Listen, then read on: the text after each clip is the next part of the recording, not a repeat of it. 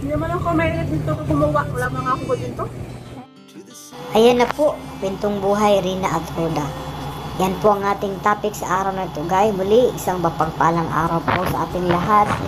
Kumusta po kayo? Sana nasa maayos po tayong kalagayan ngayon. Saan man tayo ngayon naroon. Huwag ingatan po tayo ng ating Panginoon. So guys, muli, maraming salamat po dahil sa walang sawa niyong pagtangkilik sa aking munting tahanan at sa pagsuporta niyo po sa aking mga uploads videos at sa hindi pag-skip ng ads. At sa patuloy niyo po na pagsuporta kila Kuya Bal Santos Matubang, kay Kalinga Prab at Edna Vlogs, kay Roda Makes Vlogs. Ito na nga po guys ang ating topic ngayon sa araw nito. Ayan na po gintong buhay Rina at Roda. Nagbintuhan itong dalawang magnanay sa kanilang mga buhay-buhay. At ikwinento ni Ate Roda kay Rina ang kanyang buhay nung maliit pa siya na hindi rin madali dahil naranasan din niya ang mag-ulam ng tuyo na binabaon sa school, na binalot sa dahon ng saging, pinababaw sa kanin ang tuyo. At naikwento rin ni Ate Roda na talagang naglalakad lang sila noon, nilalakad lang nila yung eskwelahan nila kahit malayo dahil nasa wala naman silang masakyan. Kaya nasabi ni Ate Roda na napakaswerte ni Rina ngayon dahil sa hatid sundo siya ni Mama Roda niya. Sumagot si Rina na ang tuyo daw ay masarap naman. Oo nga naman, masarap talagang tuyo, lalo na sa katulad nating mahihirap. Sabi rin ni Rina na ngayon lang din niya naranasan na magkaroon ng mga coloring box dahil sa binibili siya ni Mama Roda niya. Gumanda ang buhay niya dahil nga araw sa Kuya Rab niya dahil natulungan siya ni Kalinga Prab at nakilala siya ng kanya mga sponsor. Napakabait na bata, talagang hindi marunong makalimot sa mga taong tumulong sa kanya. Hindi niya talaga nakalimutan si Kuya Rab niya dahil daw kay Kuya Rab ay natulungan siya at nakilala ng kanyang mga sponsor.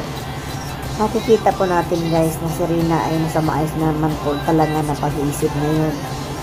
Ang problema lang talaga ay hindi pa siya masyado makapagbigkas ng pagsasalita. Dahil nga sa naapektuhan din talaga ang kanyang pagsasalita dahil sa ilang taon siyang hindi na ipagamot dahil sa kahirapan ng buhay nila ni Lolo Nestor.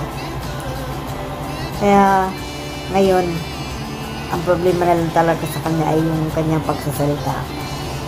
Itong si Rina ay talagang hindi na buwan-buwan pinapacheck up ni Ate Roda. Ano na lang, every other month na lang daw sila nagpapacheck up dahil nga sa okay naman daw na talaga si Rina. Yun nga lamang ay hindi pa siya masyadong makapagbigkas dahil parang napipilipit pa yung dila niya. Pero kung tingnan talaga natin si Rina ay nasa okay na siya. At sana patuloy pa rin po nating ipag-pray guys ang kanyang tuluyang paggaling na sana madire-diretso na at maging maayos ang kanyang pagsasalita.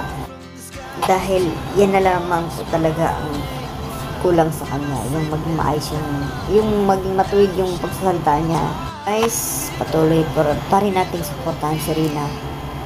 Maraming salamat din po sa mga community na patuloy na tumutulong kay Rina na nagpapaabot ng kanilang mga tulong na walang sawang nagmamahal kay Rina. Maraming salamat din po kay Ate Roda na walang sawang gumagabay kay Rina. Pagpalain ka po nawa ni Panginoon, Ate Roda. Bigyan ka ng isang malusog na katawan para patuloy mo pa rin pong magabayan si Rina at malagaan. So guys, hanggang dito na lang po muna ang ating maikling topic reaction. Muli, maraming salamat po. Good day and God bless everyone.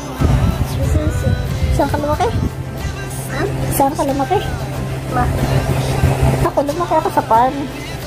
Wala ako mga ganyan. Ang dati, hindi ako nakaranas ng mga ganyan nung bata pa ako. Wala. Hindi kami nabibilhan ng ganito ng nanay namin. Kasi kami ay Mahirap, oo. Mahirap lang. Tapos, naglalakad lang kami noon pag napasok. Ikaw ngayon, inihahatid ko pa. Hindi naman ako may dito gumawa. Wala mga ako dito.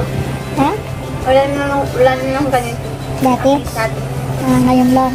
Ngayon lang ako. Di mag-thank you ka kay Lord. Nakaranas ka mabilhan ng ganyan. Oo. Dati dun sa Galnac wala kang ganyan. Wala. Mahirap din kayo dati. Diba? Tinulungan lang kayo ni Kuya Rab. ay, yun nga, no? Kaya ka nakilala ng mga sponsor. Ako nga, no, nabaon ko lang man pag napasok ako, tuyo. Sarap naman yung tuyo eh. Sarap nga. Tuyo, binabalot sa dahon ng saging, ng aming kanin. Ikaw, ano dati? Dati kayang ako. Sa bahay. Sana, uwi ka. Kaya ako sa bahay. Malapit na yung school niyo, ha? Naranasan mo din pumasok na hindi kumakain. Hindi. Nakain ka sa umaga. Oo. Naranasan mo din na walang ulam. Oo. Pareho tayo. Pero ngayon, okay ka na, no? Tapos na?